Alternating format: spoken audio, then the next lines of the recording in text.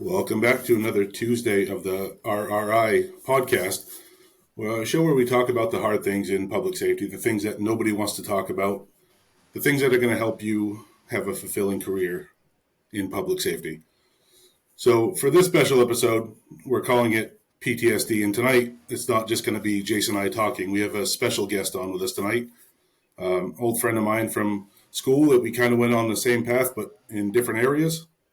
I'll introduce you to him, Mark St. Pierre. After experiencing some severe, what we can call severe PTSD following a traumatic call, Mark's firefighting career ended abruptly. Though no longer a firefighter, Mark has moved on to a new career and new passions. He says he's really never been happier, and this is one of those times where we can show you that bad things can go in a good direction if you let them. So he joins us today to share his deeply personal story of resilience, which is what we're all about, and the struggles and challenges he faced. So, Mark, I want to thank you again for being here, and by opening up about your journey with PTSD, you shed light on a struggle that many face, but few discuss openly.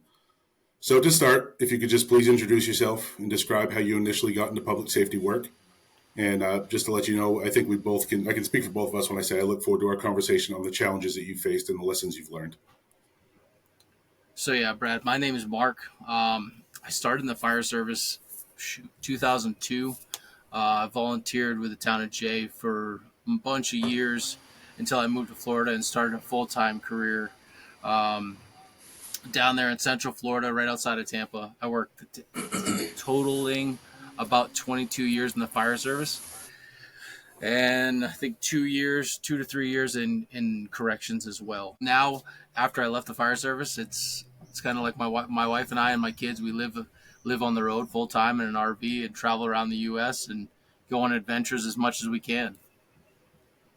That's awesome. Glad to hear that. That's really cool that, starting working in two of the worst jobs that you could possibly work in at times, like especially being in the prison side, that could not have been too much fun. Oh, it definitely was not. It was definitely eye-opening. You get to see good in people, and you also get to see the worst of the worst. When as soon as the gates close, you're in, honestly, hell. It makes for having a happy relationship and having a happy life kind of hard. Understood. Absolutely. Yeah. And how long did it take you to transition out of the correction side back into the fire service? So I was in corrections for about a year and a half. I was really unhappy. My wife was extremely supportive. I came home from work one day and she had an EMT school application ready for me. And she's like, here, fill this out. You want to go back in the fire service? I know. So she kind of pushed me into the fire service, got me on a pathway to a new career. And honestly, the career was amazing. And I absolutely loved the fire service. But at the same time, I had obviously went through some things mentally that I should have spoke up about a long time ago, and I waited until the last possible moment to actually get help. All right, so I got to do this first, and I hate to be that guy because I think we all know who that is, but tell me about a really good call that you had in the fire service that you think of to this day that had a good outcome and that you can be proud of in your career. Shoot. Nobody's used to that. They're always used to the what's the yeah. worst No, call you throw it out. A really good call. I honestly I like medical calls, but my favorite call, honestly, I lie. I don't really like medical calls. I really like fires. I like fighting fires. I like going inside. It's always the best thing to do. But one of my best calls, I think, was a cardiac arrest. It sounds weird, but a cardiac arrest. We were actually going from my station to another station. Call dropped. We jumped the call. It was at either a tennis court or a pickleball court. And we get there. The guy is in full cardiac arrest. We start doing CPR, get him on the stretcher, shock him one time, get him in the back of the ambulance. And I'm looking at the monitor and I'm like, holy shit, this guy has a heartbeat. Check for a pulse. Sure enough, he has a pulse. And he opens up his eyes and he goes, holy shit, did I win? And we're like, yeah, you won in life, sir. You won in life. And sure enough, he was awake the whole time in the hospital, didn't need any medications or anything. He just was awake. It was awesome. That is probably the craziest and coolest call I think I've had. Other than that, it's been like everything. It's good calls, bad calls. They're all kind of go wash. Like they all kind of get washed into one. The ones that stick out are the ones that affect you the most.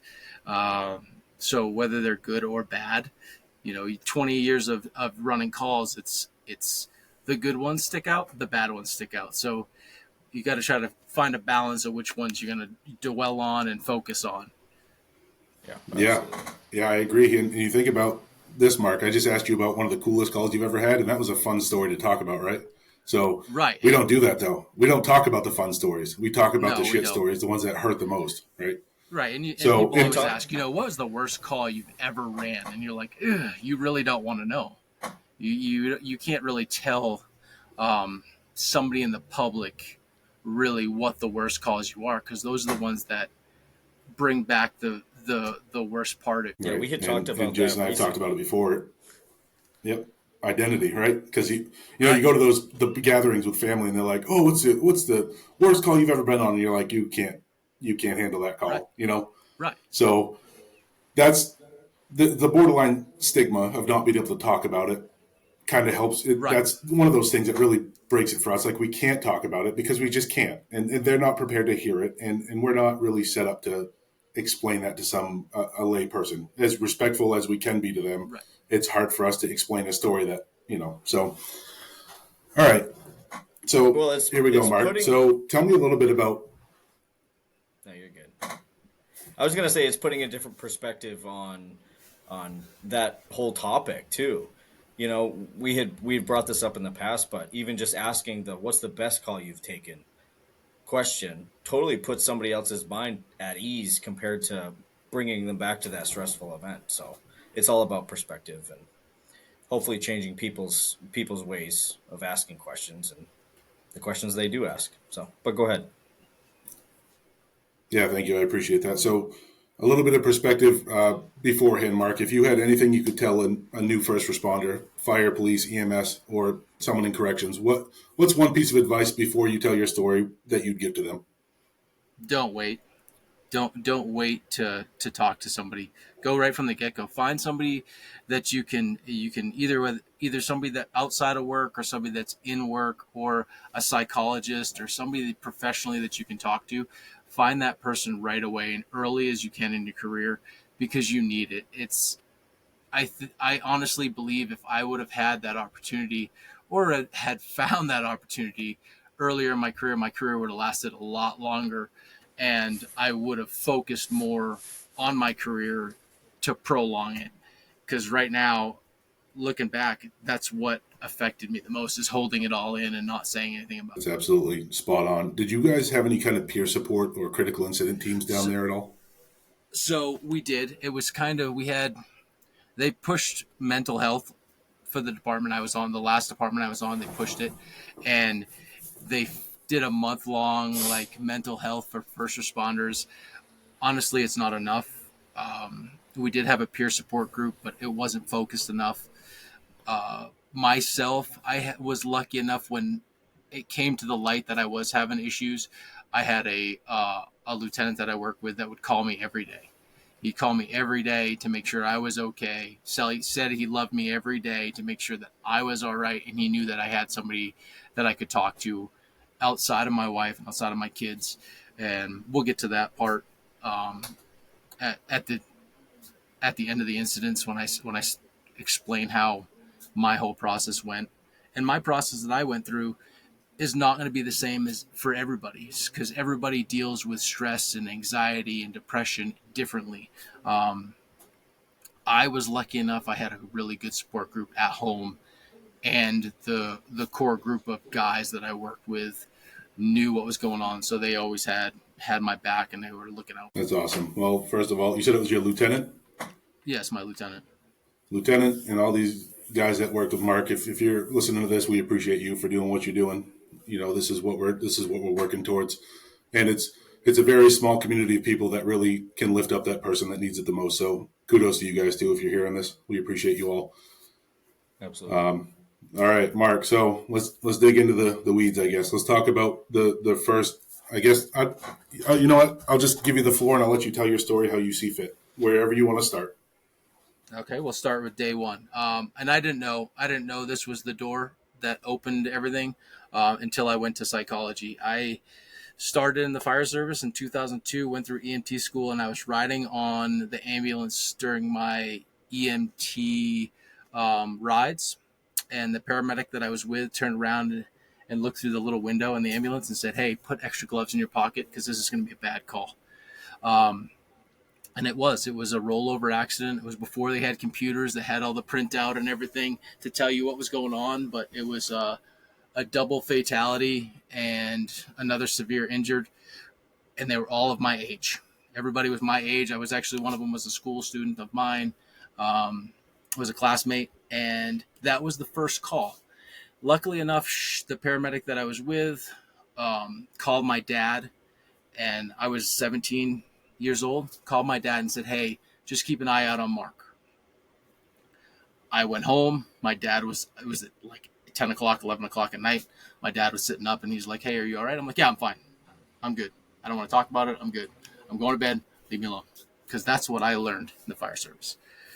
That was my first real call that I remember back from when I started, and then start adding and piling it up. Leading up to probably a year and a half to 2 years before the major incident happened, I had a string of suicides, back to back to back to back, whether it was hanging, overdose, gunshot wounds. That started the ball rolling where I was starting to have issues. I'd come home from work and I wouldn't want to talk to anybody. I'd be what my wife would say, "You're being an asshole." I don't know if can I swear on here? Okay, good. So she'd say, "You're an ass. Stop being a dick." We know. She'd tell my kids, "Dad's coming home. He's had a bad day. Leave him alone." Because I'd be an ass to everybody. I could hide it at work, but when I came home, I was just an ass. And that's when she recommended I get to see somebody. So luckily enough, I found a group called the Tampa Bay Psychology. That's where I was in Florida, and found a great psychologist and was talking to her once a month. I'd go down and talk to her, and it added up, and it helped and helped and helped. And then on August 21st, dinner time, 2002, we get a car accident. I was on a major highway, so we got a car accident, and I was told the guys, I'm like, "Hey, grab your shirts. We're going to go to dinner we'll go grab food right after." We get in the call, and I start reading the notes. I was riding up as acting lieutenant. I started reading the notes, and I was like, "Oh, shit. Guys, it's a bad one." It was an 11-year-old boy got hit by a pickup truck on the side of the road. We got on scene. Guy was bystander was doing CPR, and it's one of those calls that sticks with you. We were sitting on the side of the road, cars flying by, doing CPR.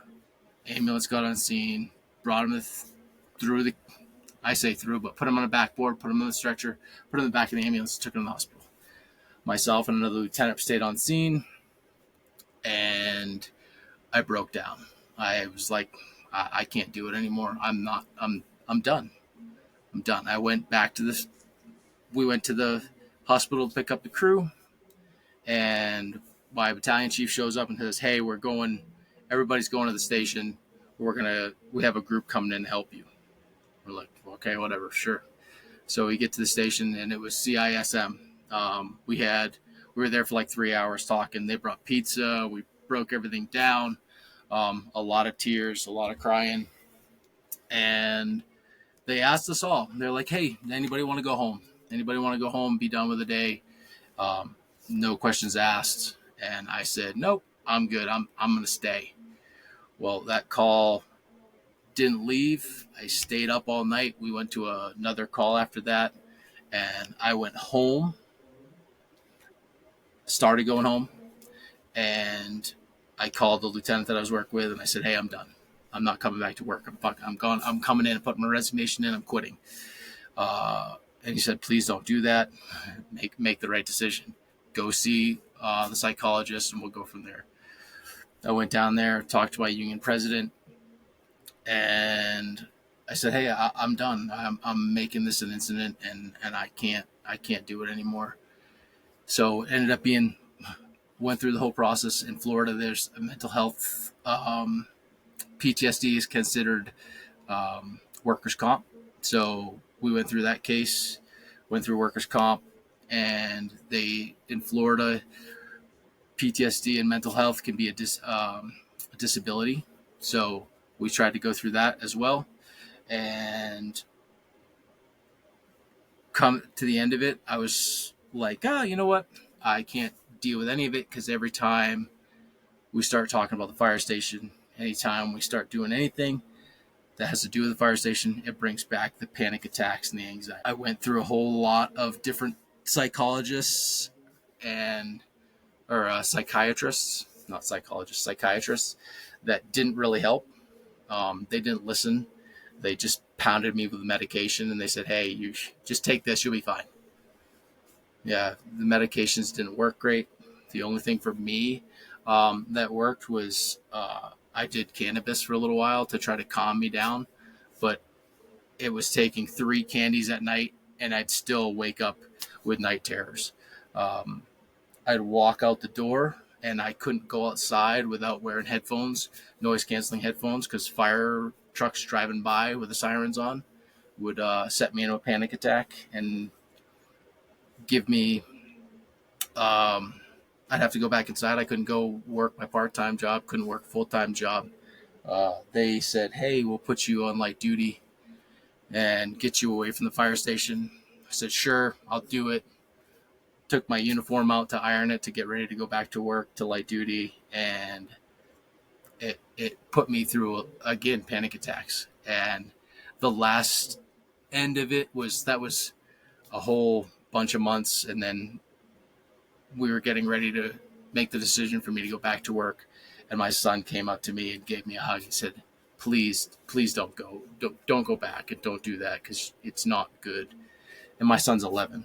So that's why the call, I think, affected me as much as it did, because the boy that was hit by the truck was the same age as my son. And it was eye-opening. But like I said before, every day, when I was going through this whole process, every day, my lieutenant would call and say, hey, are you doing okay today? Are you doing all right today? I love you. And it helped. And luckily I had a good support base that my wife understood, and we knew that we could do what we're doing now. So it was the decision to leave the fire service, as much as I loved it, was more beneficial for myself and my family to prolong healthiness and live joyful, I guess. See, I rambled. Does you have any questions? Is there anything else I can explain a little bit more on? No, I mean, Mark, I think you nailed it, and that was great recount of your history in the public service field. And I got to tell you, I had chills throughout most of that. So I don't know. I don't remember any of it. I just blanked out. I just rambled. No, it was good. I've got some stuff I'm going to bring up that you mentioned that I want to talk about. Starting with your first call at 17 years old, and goes back to stigma and the whole the being in the public service field, putting on that iron plate to cover your feelings. But this is going to be a bad call, right?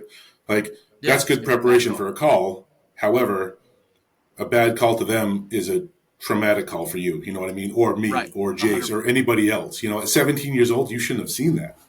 No, 100%. And it's one of those things, it's not knowing. I didn't even realize it affected me, because I was like, oh, it's whatever. 20 years down the road, I started going to see the psychologist, and she was phenomenal. I went through EMDR. So it's that you clicking and following your eyes, and I recommend it. If you have PTSD or have traumatic anything, I recommend EMDR. It's phenomenal. And we went through it, and she's like, okay, well, I want you to compartmentalize. Let's bring up these calls. We'll do this. And then I was like, holy crap. I didn't even realize that was the start of my cup getting full. That was the first call that I buried deep down and didn't say anything about. And learning now, I was like, shoot, if I would have talked about it back then, that cup would have been emptied. It would have been a learning experience, but it would also have been me being able to so-called vent and be able to explain, because you can vent to the guys at work and they can tease you and you can go through the whole process, but sometimes the venting, you just need somebody to listen to you and not really make any comments about anything that you're saying. That's why I recommend psychology. That helped way more than any medication or any treatment that I could have gone through. Being able to talk to somebody that understood. And I recommend, if you're going to go to psychology, find somebody that specializes in first responders and military. Because I went through, initially I called in Florida, the department that I was on. We used the hospital for employee, what the heck is it called? Employee assistant program. So we call that and they're like, oh, we'll set you up with a psychologist. I'm like, okay, so here's a list of all these psychologists that you can pick from. And the first two I called were both had nothing to do with PTSD, had nothing to do with first responders. One of them was a holistic doctor who didn't believe in anything but using, I don't even know, because I stopped talking to him because I couldn't deal with it. But I definitely recommend, if you're going to talk to somebody with a psychologist, talk to somebody. They need to understand first responders and what we go through on a regular basis. The group that I went to was awesome. They were based right down the road from where I was working. So they had all first responders in the county I was in, all law enforcement, nurses, teachers even, all went to her because they understood what was going on. And then if you work for a career department and you have the opportunity, I never went. I have buddies that went to the IAFF Center of Excellence. Use your department, use whatever means you can to be able to get there, because it puts you away from everything and around people that are going through the same thing that you're going through. I don't know how many times I heard when I started going through the process, I really don't understand what you're going through. I just don't. I don't even know why it bothers you. This is something we do every day. That's where the stigma comes in. You're like, okay, well, if they're going to tell me I don't understand, or I just get over it.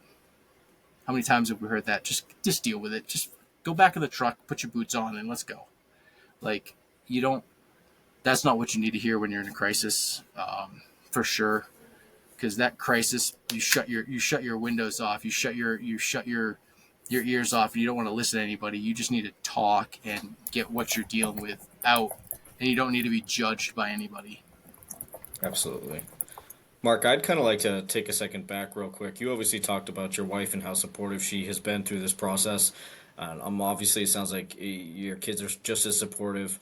But deep down, looking back on how you were, how do you think it affected them during that time? Oh, how do you think? I was a complete asshole. Yeah. I was mean. I was quick to snap. Relationships with my wife and my kids were horrible, and it was a front I'd put on at work, and then I'd come home and I'd take it out. Everything I dealt with, I would take it out on them, and Right. I didn't know until later on, and my wife told me, she's like, I don't know if you knew, but my in-law, her parents would said, why is Mark such an ass? Like, why is he so mean? Does he not like us? Why is he being so mean? I never wanted to go to any family gatherings. I never wanted to go to anything like that because I was just miserable in where I was at, because I didn't have anybody to talk to other than my wife. She understood. She was a corrections officer, so she understood some of it. And the way that she was affected, she had the same thing going through. She had PTSD and everything from working at the prison. So it was she supported me, but at the same time, I needed to go somewhere else to be able to talk to somebody that was an outside party. Absolutely. Do you think during that time, looking back on it, there's anything they could have done, your wife could have done to help you better? Not to Monday morning quarterback them at all by any means, because obviously the resources are not plentiful at all. But what would you have liked to see from them to help get you Oh, past this she quicker? tried. She tried to support. I was just oblivious to it. Yeah, I didn't want that anything to do with it. I thought I was fine. of course. I feel like that's the hardest part sometimes. And that's where I was going to hop in here. That the whole good, great, and fine response that we all become tough guys all of a sudden, and we're good after every call. Good, great, fine. That's how you know something's wrong. If someone uses one of those three words, and that's in everyday life. You can be talking to a friend. How you doing today? Oh, I'm good. Really? Are you sure? Yeah. Because most of the time, if you're good, you want to talk about what's good, right? Just like you did in your story in the beginning here. You told us about that good call. That was easy for you to recount, right? Right. But the good, great, and fine struggle, and it's a lot easier to say that than it is to be vulnerable, right? But vulnerability is something that should be caught and not taught, right? Other people should see us being vulnerable and be willing to say, wow, that works, and we should start doing that. You can't teach someone vulnerability. They just have to learn it. So stuff like this, I can't say it enough how much we appreciate you willing to talk about this stuff, but and how candid you were about saying how much of an asshole you had become. That's huge because Yeah. that resonates with me. My wife had spoken to me multiple times about my attitude on mornings when I'd wake up after work and nights, or 16s or doubles or overtime. So, and why is it so hard? Because you're dealing with shit call after shit call, and then you come home and you have to put on your best face and pour into someone else's cup and be the husband, be the dad, the friend, the brother, the sister. You know what I mean? 100%. And I worked where I was at was like an hour and a half away from my house, so like the traffic would set me off. Like I was I was miserable not only from the night because I was at a busy station, so I was like running all night calls. I wouldn't sleep a lot, and then I'd be stuck in traffic, and then I'd get home and I'd be like, listen, it's on. I would be a dick. Understandable. And it took a lot. It took a lot for me to understand what I was going through to where I'm at now. I was able to understand that I needed a way out. I went above and beyond to get myself to be able to leave the fire service, but not everybody has that ability. So not everybody has the ability to just quit their job on the spot or after they go through something. Not everybody has that opportunity. So if you take every little step to try to give yourself resilience and talk to people and not dwell on a lot of things, learning how to compartmentalize and learn how to communicate. That's the biggest thing. Communication is learning how to speak about your feelings. Beat on your chest and man, yeah. Well, you know what? We all have feelings. We all have to deal with it. Whether you're, a 30-40 year guy on the busiest unit, you, as long as you dwell on it, it's gonna affect you. I got called while I was going through the process by a veteran who had been retired for 5-6 years, and called me and goes, "Hey, I still wake up in the middle of the night in cold flashes and having extreme anxiety and panic attacks." This is a guy who had done 30 years on a busy truck, had seen way more than I had ever seen, and he was calling me and saying, "Hey, it's okay. I wish I would have been able to do what you're doing, and I just want to let you know I'm having those issues too." These are 30-year guys. These are the retirees that aren't getting the help after they retire because they shut the door on it and they're like, "Well, I'm fine. I'm fine." Yeah. They either drink or they do drugs or they do anything like that, which for me, I got lucky enough where I had quit drinking after I left corrections. I had partaked a little bit, but I really didn't drink a lot. So when I went through my incident, I didn't drink. I got lucky enough where I didn't do that. Now I can, because you think, oh, I can deal with it if I just drown my sorrows. Well, sometimes that drowning the sorrows makes everything worse. And then you start bringing up other things, whether it's your um, personal life on top of the fire service. So it's kind of, or public safety. It's kind of one of those things you try to compartmentalize everything, but when it gets too hard to do it by yourself, you need to, reach out as soon as you can. And that's why I said in the beginning, younger guys, find somebody or find something that you can talk to that can help you progress in your career and make your career, the longevity of your career, great, so you don't have the same kind of incidences that I had. Yeah. You bring up a lot of good points, Mark. One topic I would like to talk about. So you talked about your wife and how she also worked in corrections and also suffers from PTSD. Was there any help available to her through her career to help her through that?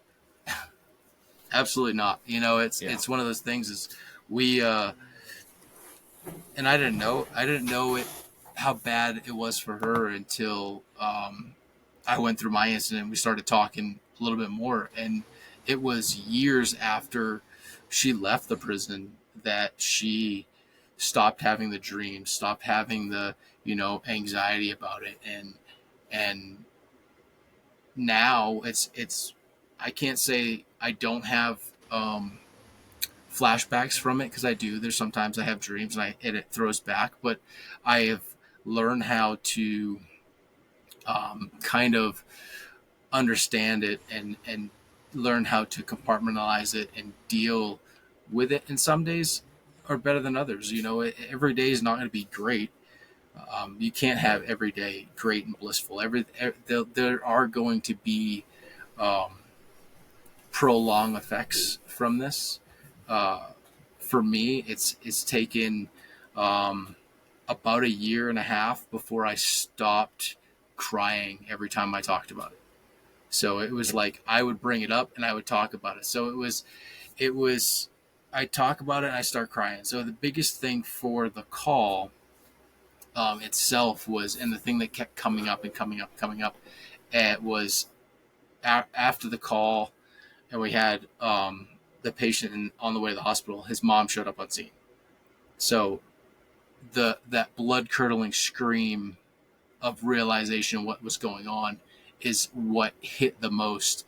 And I'd watch TV shows with my wife and have to like plug my ears real fast when screaming happened, because it was so intense that the worst scream of a horror movie, you would just not understand what that scream was unless you were there on scene to hear it.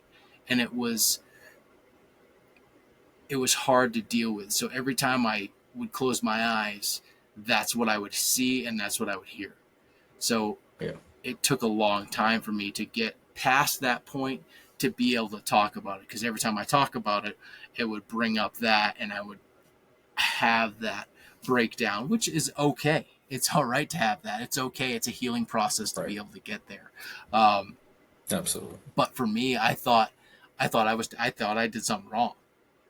I thought, why am I being affected? Everybody else on scene, for me, like, they all talk to people too, but like, for me, I was like, why is everybody else fine? They're fine. I'm the only one that's affected by it, because I was so stuck inside my own head that I couldn't see the whole picture that was going on. Almost makes you want to hide it more during those times. Like, absolutely. So one thing we haven't touched on a whole lot, and I want to do this, Mark, because I think you and I have this in common, is the kids, right? How do you, during this time and now transitioning to after this time, or after that time, I guess, what was your relationship with your kids like back then? And what were some steps that you could take, or that a responder today can take, to make sure that they're not taking away from that already short amount of time that we have with our kids before they're out of our houses? Yeah. So my relationship before, like I said, I was an ass for a long time. They were good when they were little, and then when they started talking, I was a dick. So it was before I started getting help and I started talking to people, my relationship wasn't great with them. I looking back now, I don't think it was as good as it could have been. Um, Things that I wish I would have done is take a deep breath, and think before I said anything. And I still have that. I still blurt at the mouth before I, take a second to think what I want to say, and it doesn't always come out great. But now, I mean, I can talk to my kids and not have they're just as sarcastic and a pain in the ass as I am. So our relationship is way better now. But I think if I would have stayed as a first responder, I think it would have just been a continuous moot point throughout there. And I don't, not everybody's relationship is like that with their kids, because everybody has their great times with the kids. And I did too. We went to Universal, we went to like all these things as family, but it was like, at the same time, I was shut off and I was always looking, I was so in depth in the fire service. I was going to trainings on a regular basis. I traveled throughout Florida to go to trainings every month or as much as I could, which is good for the public in the area that you protect, but it's not good for the relationship of your kids. You miss out all those times.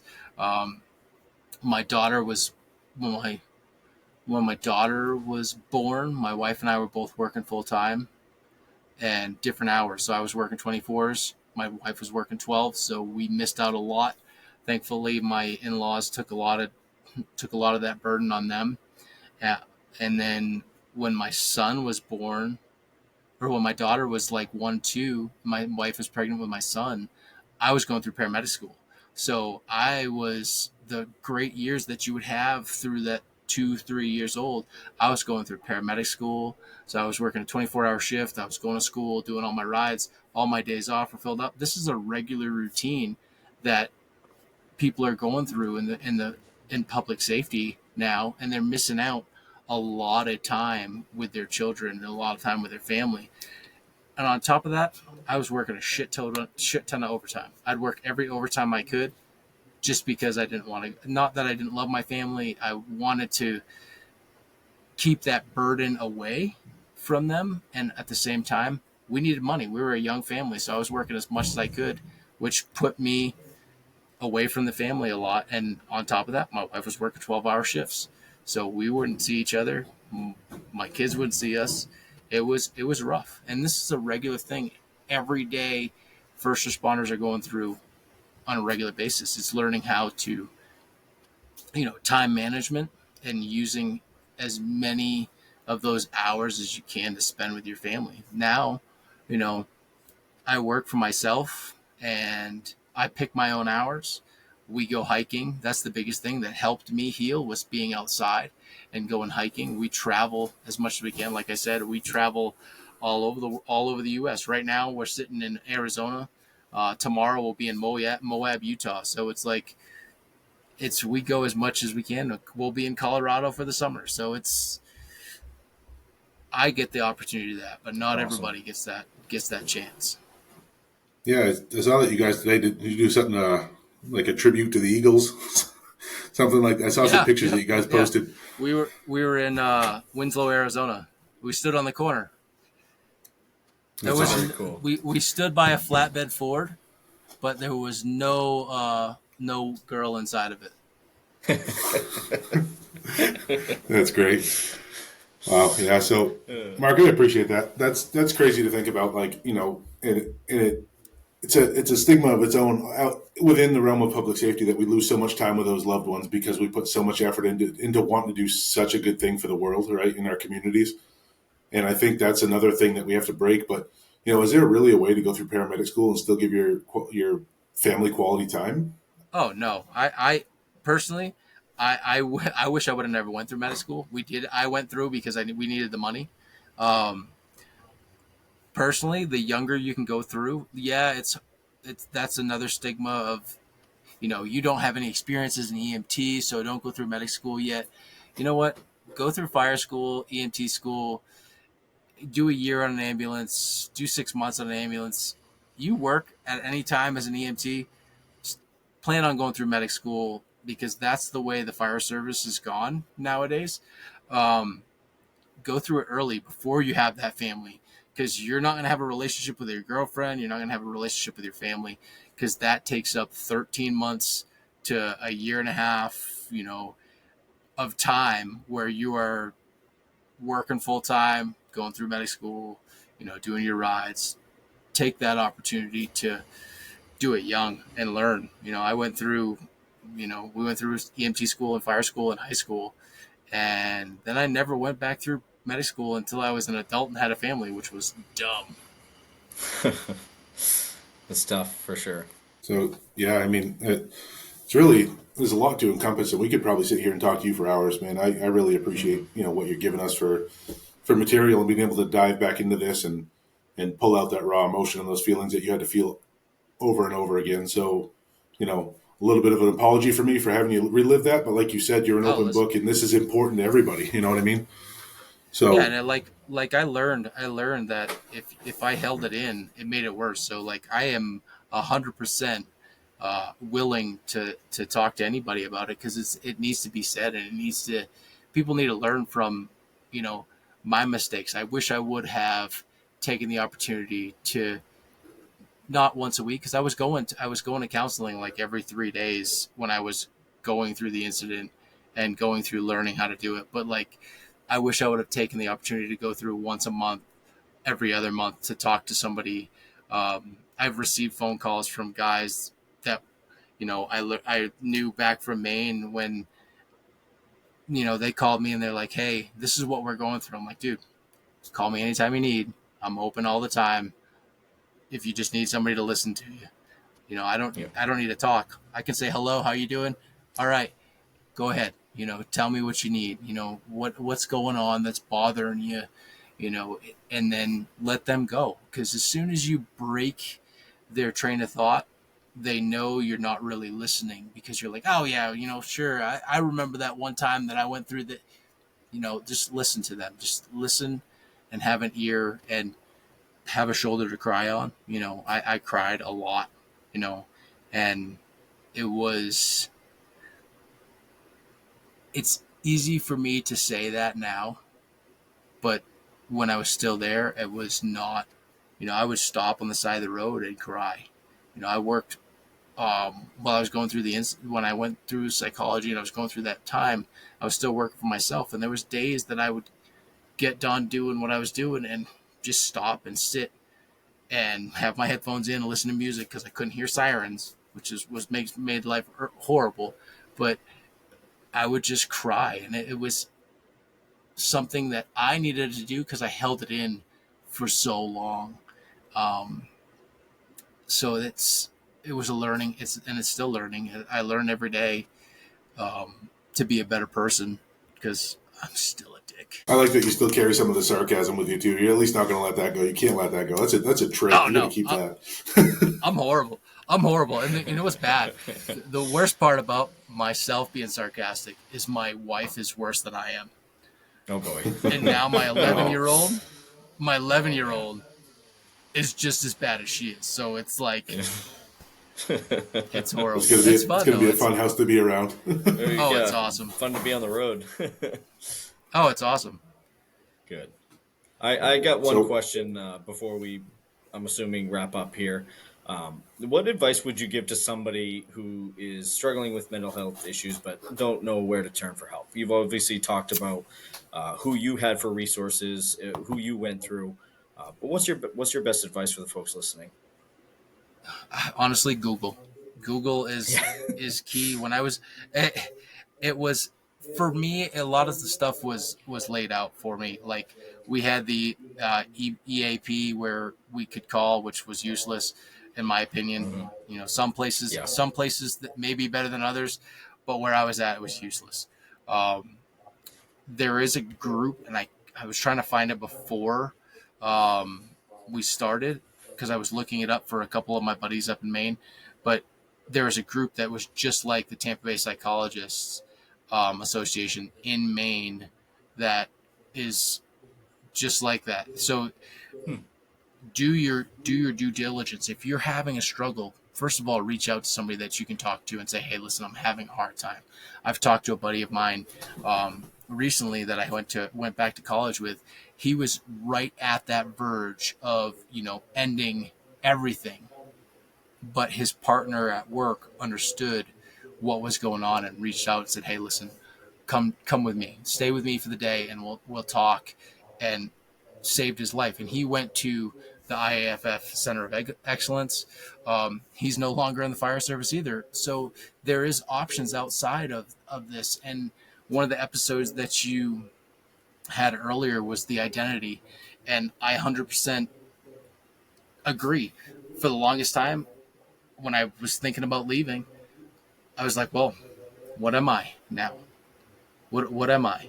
I'm a firefighter. I'm a paramedic. Yeah. But what am I really? So it's hard to let go of that. Really what it is a title. It's not what you are or who you are. It's a title of what you do for work. Yeah, so it's that, I think, is was one of the hardest things for me, is to go, well, what am I going to do after this? Who am I going to be after this? Well, I'm Mark.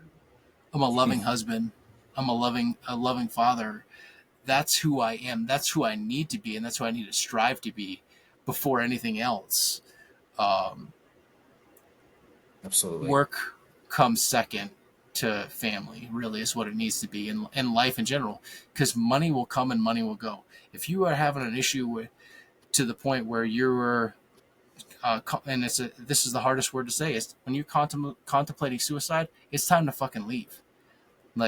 Listen, I understand you're having a hard time, but the realization, and I thought about this for the longest time, and I was like, listen, I never thought about taking my own life, but I understand now, after going through what I went through, how it could get to that, how it could build upon and build upon and build upon to get to that point.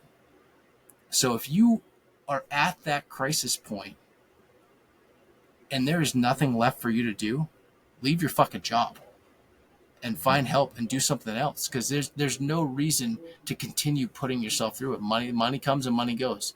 There's McDonald's is hiring every day. As much as nobody wants to go work for them, there's always people hiring. You look on Indeed, there's always people hiring. It's just work to do.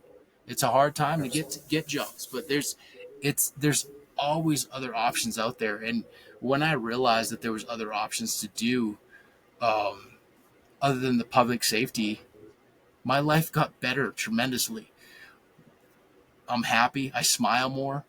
It's and there are some days, it doesn't matter what your job is. It doesn't matter if you're a first responder, if you're, you sweep floors at a local school.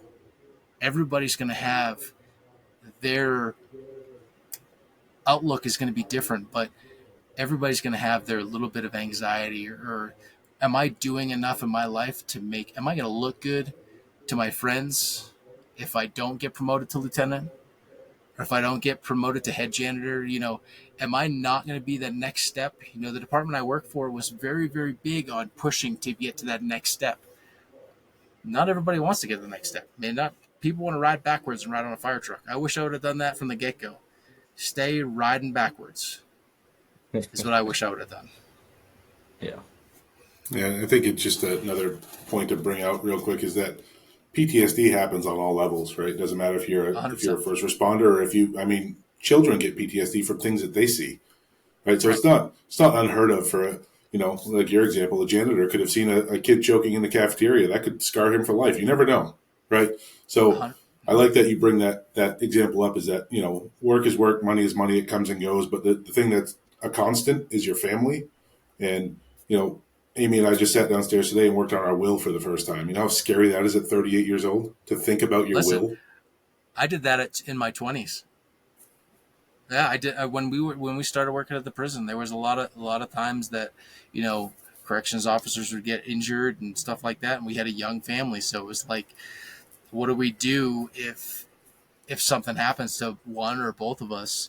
So that's another thing. You make sure you have that together early on in your life. especially with your family, because you never know. You never know which door is going to open or which door is going to close. Right. Well, so listeners, you got to remember that hindsight's 2020, right? And you've heard it from someone who's been through it now, right? And you've got that chance today to make the changes or to reach out to those people that you may or may not need to talk to or may not want to talk to. But you know what? If it's needed, it's necessary, it's there for you. Mark's just told us how important those things are. Okay. So, I think Jace is going to tell us about some resources or things that you might be able to do if you need the help. But in addition to that, we're also here for you. Reach out to Jace, myself, people like Mark who have been through this before. Jace, go ahead. What do you got? So, yeah, I won't go through all of these. We're going to post them in the show notes so everybody has these available to them whenever they need. Like Mark said, though, Google is your best friend when it comes to needing something, especially these days. So don't hesitate to reach out to Google or to us, like Brad said.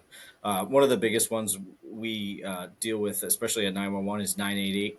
That's a crisis line that is usually starts with 911, and if we feel that they need to be fit with 988, they get sent over there. But more specifically to first responders, there are help for first responders, fire, EMS, dispatchers. They're specific to those fields, and like Mark said, that was almost imperative to his recovery, was having somebody understand on his level, not just a psychologist level or somebody who actually understands what the job entails. So there is a fire EMS helpline, National Suicide Prevention Line. There's a thing called COPLINE, which is law enforcement only. There's Frontline Helpline, which is another first responder one. Also Code Green.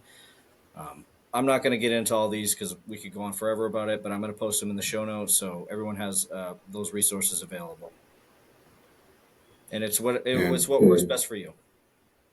Yeah, and those CISM teams that if all you have is the EAP, use the EAP. Peer support's huge. Open the conversation with people, and things will happen for you. Okay, so we want to thank our listeners again for coming back and listening to this very important story on PTSD. Well, Mark, we want to thank you very much for coming, and we hope to talk to you again at some point, maybe on a different topic within the field. But sure, I appreciate you guys having me.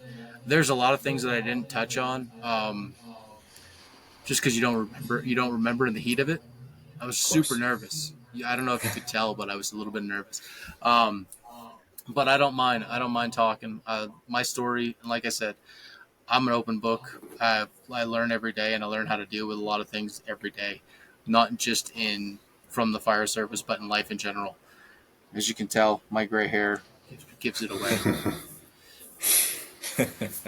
Well, yeah, thank you so much, Mark. Seriously, this has been an honor, not only as our first guest, but getting to meet you myself for the first time and hearing your story. It's truly inspiring, and I would love to have you back. I would love to hear about life after the badge, if you will, for you, because 100%. You have overcome that, and you have moved on and found Mark's identity. So I would love to hear that. Right, 100%. And it was not overnight.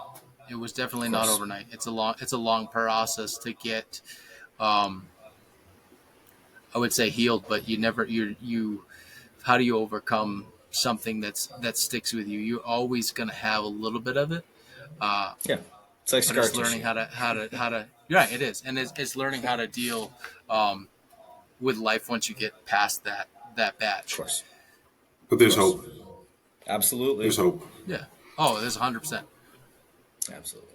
Awesome. Well, listeners, until next time, we thank you. We love you all. We wish the best for you, and we ask you to stay resilient. All right. Peace, guys.